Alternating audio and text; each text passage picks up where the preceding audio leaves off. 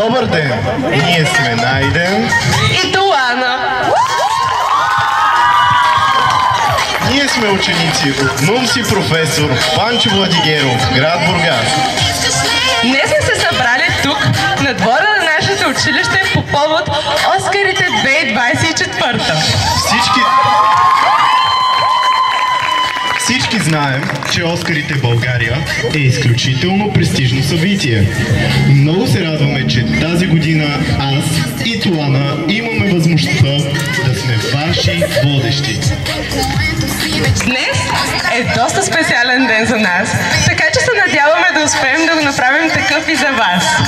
Тази година имаме много различни категории, но днес е денят, в който ще обявим победителя на само една категория.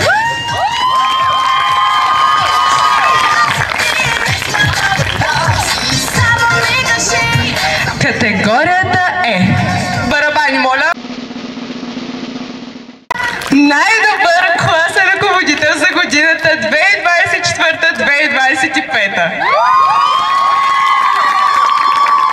Преди да обявим кой е победителя, малко ще ви обясним какви са критериите за тази категория.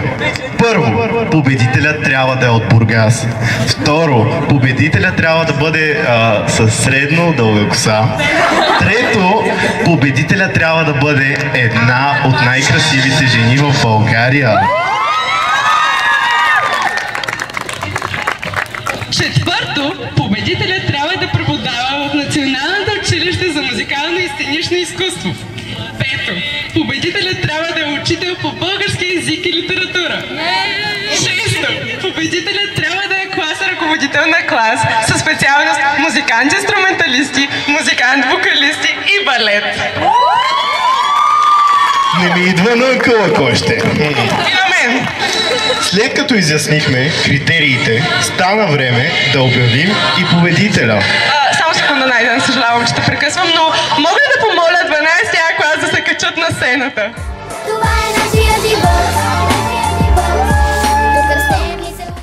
Готови ли сме да обявим кой е победителя?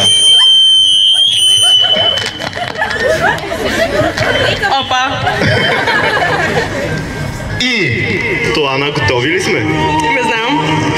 Победителят на наградата за най-добър класен ръководител за учебната 2024-2025 е... Барабани!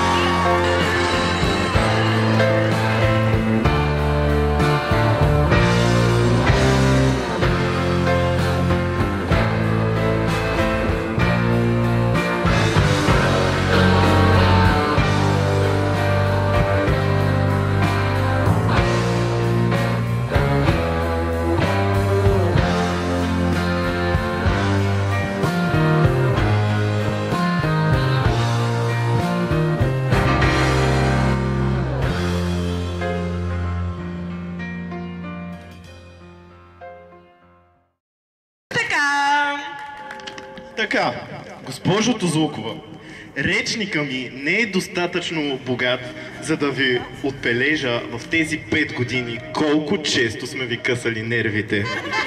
Но ето, че дойде и този момент да ви благодарим за всичко. Вие ни научихте на безброй неща през тези години. Освен учител, вие сте и приятел за нас.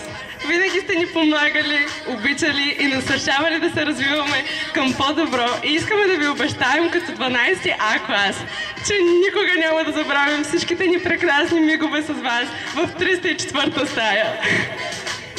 Благодарим ви, госпожо Тозлукова. Заповядайте на микрофона, ако искате нещо да кажете или ако не, ще ви разберем. Аз също много научих от вас. Благодаря за всичко, което ми дадохте. Ще ми липсвате много. Много ви обичам.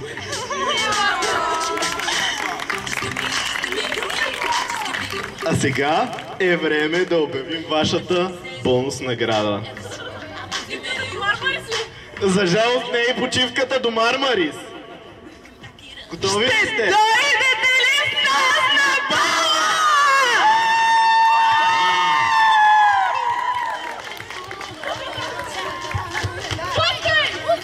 Едно, две, три, четири, пет, шест, седем, осем, девет, 10, 11, Мъжето светлина и бас.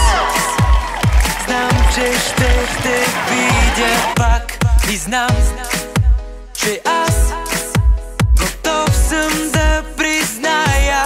Питам се дали не откривам нещо ново. Щом ти сега си тук, едно искам от тебе нещо ново. Дали не търсиш друг? Ти дойде за други, аз забравих. Ти дойде, веднага си представих. Тялото ти в ритъм, тялото ти в ритъм. Трябва ли да питам? Тялото ти в ритъм, тялото ти в ритъм. Трябва ли да питам? Кажи ми, трябва ли?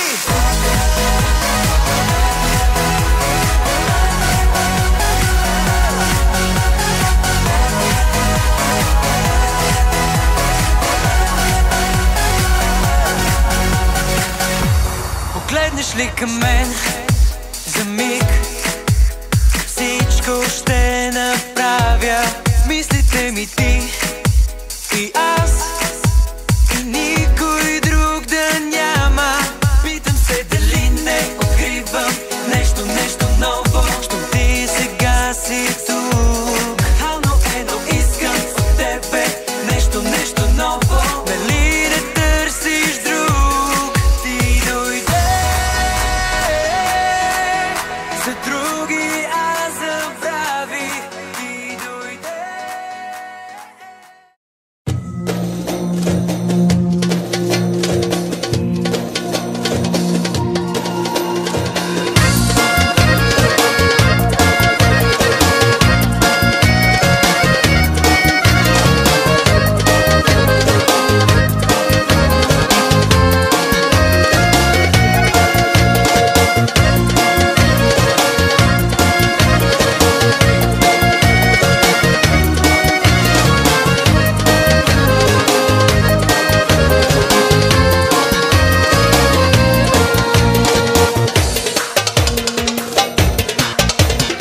Бяла роза с росата ще закича в косата, да посрещна зората. Бързо слънце да изгрее, да залезе, че да ида на чешмата. Бяла роза с росата ще закича в косата, да посрещна зората.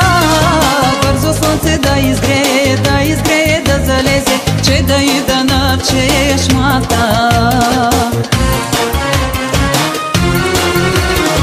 Бяла роза ще закича, бяла роза с годите, но пази се ти, пази се. Бяла роза ще закича, бяла роза с годите, но пази се ти, пази се.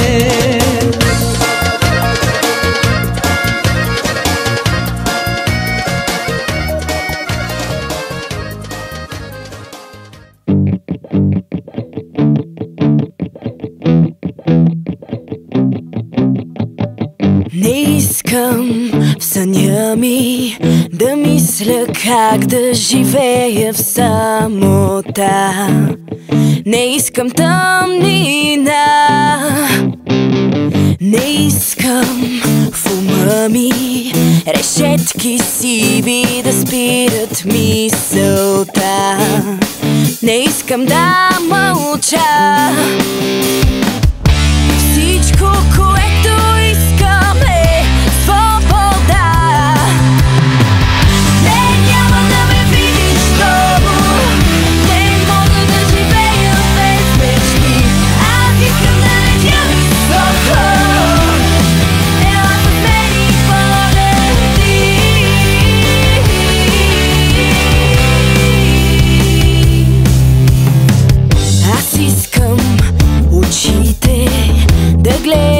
слънцето без да чувстват страх, сълзи да няма в тях.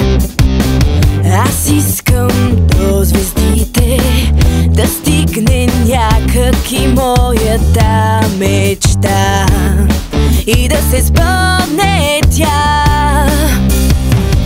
Всичко,